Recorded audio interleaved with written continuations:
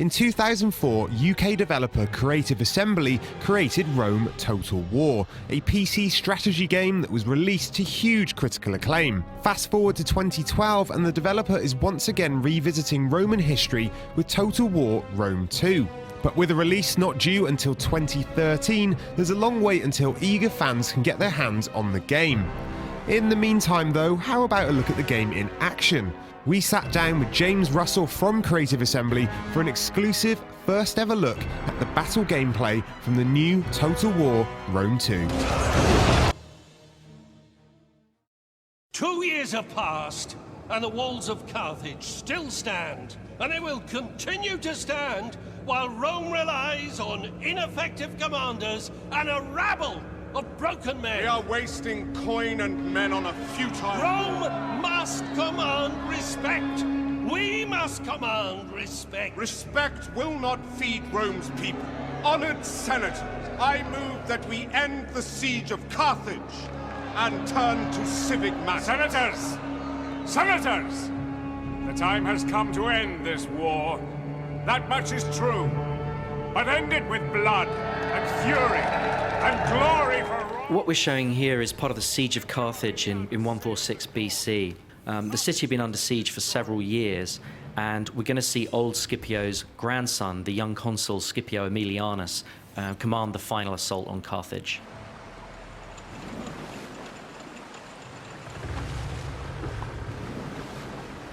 Consul, the fleet is ready. Burn the city, Tiberius. No prisoners, no mercy. Kill them all! Yes, Consul. Forward! You know, we've got Scipio here commanding the Roman fleet approaching the beach. So you can see there the huge scale of the fleet, and the fact that we've got multiple ships per unit, which really adds to the sense of scale. And here's the Roman fleet approaching the beach. So this really showcases a new battle type, which is a combined battle. So you've got naval forces and land forces in the same battlefield. But not only that, you see the men on the ship disembark to fight on land.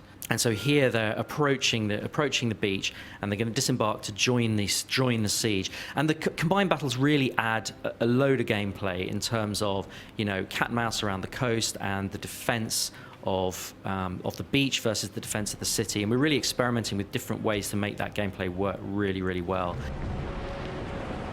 So here you see the guys disembarking onto the beach. This is, you know, what we're trying to achieve here is get a real sense of almost a Saving Private Ryan of the ancient world. So we really want to get the camera down and get that sense of that darker vision of war, where you really make this human scale of battle come alive, and it's part of that darker vision of war, a more gritty, realistic feel to the way the battles work. Here you can see the shipborne artillery as part of another feature of combined battles. Obviously, you can have, you know, artillery on ships as well as on land, and these artillery pieces on ships bombarding the city. So, as I said, huge epic city environment there, because this is the capital city of your great enemy here, and we really want to make the city feel like it's been under siege for several years. So it's a kind of darker view of siege war. It's not, you know, a kind of fresh city that we've had before. It's damaged, it's worn, it's dark, it's smoking. We want to make this approach feel apocalyptic. This approach to the final battlefield for one of your great enemies. We want it to feel apocalyptic. So, you know, we've got these siege towers here. They're in place because, as I said, the siege had been underway for several years. But this is the final assault from a navy. So we're really breaking down the barriers between armies and navies, and that's obviously got a huge impact on the campaign map as well, because it means that navies here can attack cities.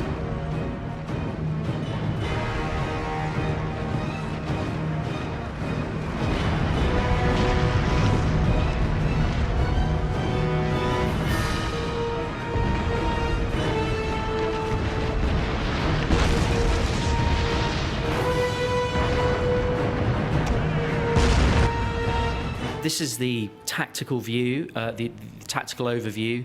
It really helps the player orient themselves in these larger city environments. We don't want the player to be controlling the game from this perspective. It's really an orientation tool. We want the player to be able to understand what kinds of because there are very specific relationships in terms of, one particular unit might be strong against another unit, but not against the third type of unit. We want the player to understand what's going on the battlefield. We want the player, particularly in terms of the spatial awareness. We want the player to be able to understand what's going on and see threats and where they're coming from, but absolutely not to control the battle from that perspective. So this is an example of our unit camera, and we're really experimenting with ways to get the player down into the action. Prepare for battle, men. Remember, we fight for Rome! Destroy them! Glory! But it's part of humanizing the combat and really bringing out the idea that these thousands and thousands of men, each one is an individual fighting his guts out. And so we've got things like facial animations, emotional interactions between men that really helps bring out that sense of warfare at the human scale as well as the ground scale. This huge city obviously has multiple capture points. That's something we haven't had before. Where previously you'd have a core battle for a central plaza, but Carthage here has several different capture points, and that means that the gameplay is completely different inside the city. You've got a much better sort of sense of cat and mouse because you've got a reason to have multiple breaches so that you can capture different points. The defender isn't just incentivized after a breach is made to pull back into the plaza and you get this kind of mosh pit. No, instead we've got real cat and mouse gameplay. You've got to defend multiple points. The attacker can do lots of different things. They can concentrate on one point or move to another when they sense weakness. Here you see the Roman fleet coming into the Carthaginian harbour. Again, the whole combined battles adds to that richness certainly in terms of a coastal city.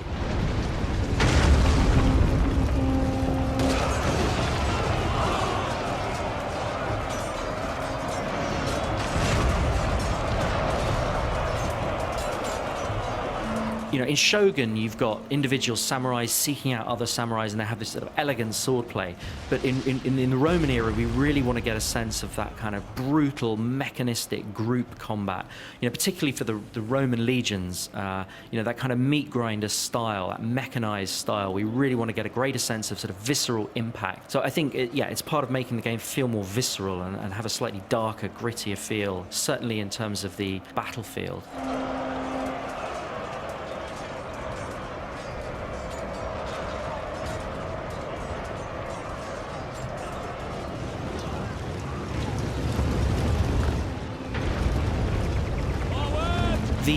The Total War engine, over the years we've learned so much about how to get really optimize the performance in terms of being able to deal with thousands and thousands of men on screen at once, and the fact that when you zoom in you get a huge amount of detail.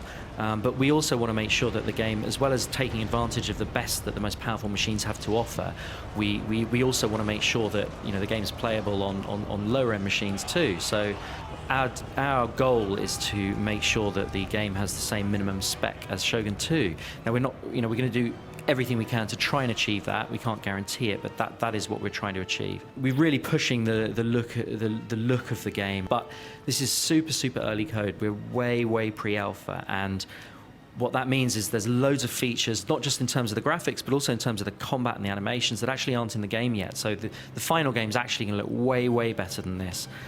We're working our guts out on this game, and we're determined to make it the best Total War game ever.